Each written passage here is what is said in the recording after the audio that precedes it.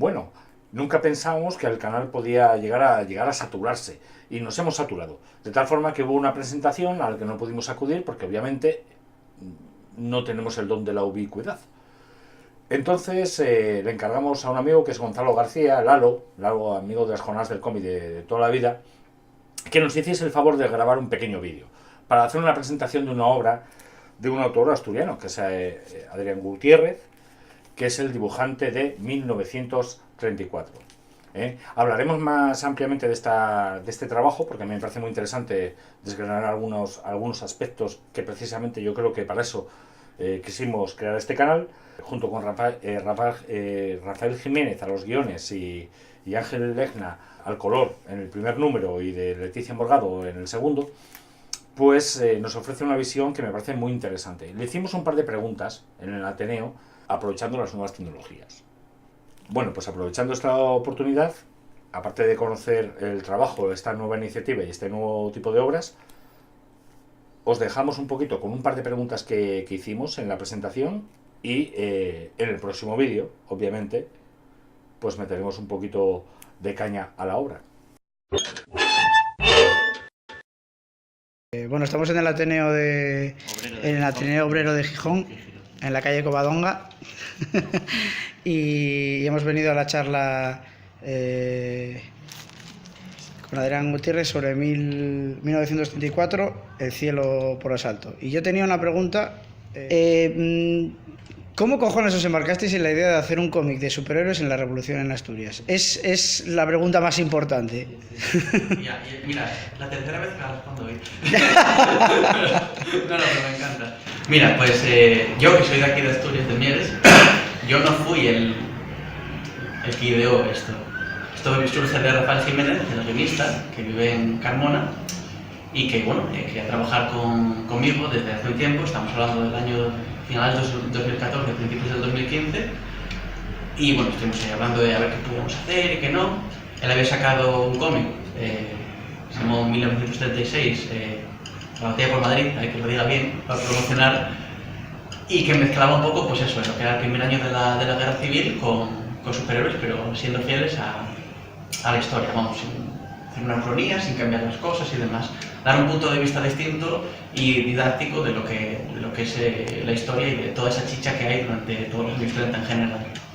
Entonces el cómic funcionó muy bien, estuvimos hablando y se le ocurrió la idea y me dijo, oye, ¿y si hacemos un cómic sobre la Revolución del 34? Porque estuve mirando por internet, informándome y demás, y tenéis una mina aquí, nunca mejor dicho. O sea, esto da para muchísimo.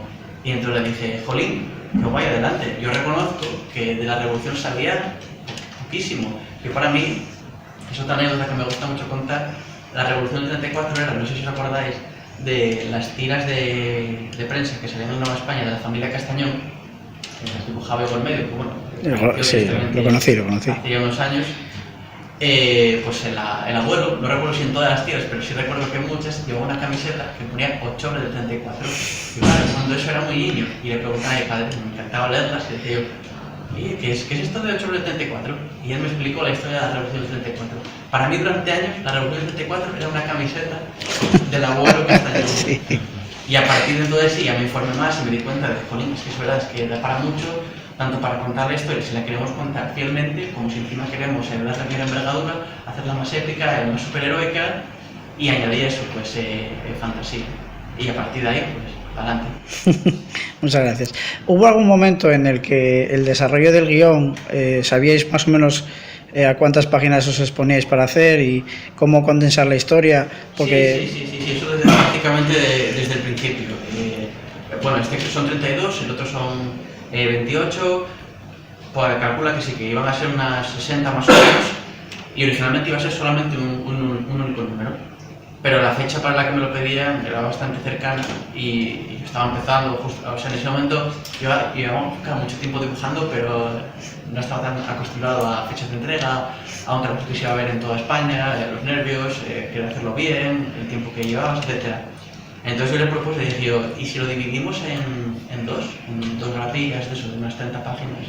Cada una que sea barato para que así abarcamos un poco los costes y que no se nos vaya un poco de mano con la imprenta y demás, y me dijo que sí, que sin problema. Entonces ya dividimos en, mira, pues entonces el primer número va a contar desde el principio de la revolución, desde el momento en que se subleva, hasta el momento en el que los obreros y el ejército de mineros y trabajadores y demás en contra de la República se hace con el poder. Hasta ese momento llega el número 1 y luego ya hacer el número 2, donde contamos un poco el desenlace, la conclusión de cómo se lleva esto a cabo. Repito, si conocéis la historia sabéis cómo terminará, porque queremos ser fieles a la historia. Pero bueno, pues si acaso quien lo ve no lo sepa, no les spoiler esto. Pues muchísimas gracias. Nada. Pues esto ha sido todo por hoy. Por ahora, para vosotros. Yo voy a colgar y luego después seguiremos hablando, pero eso os lo cuento otro día.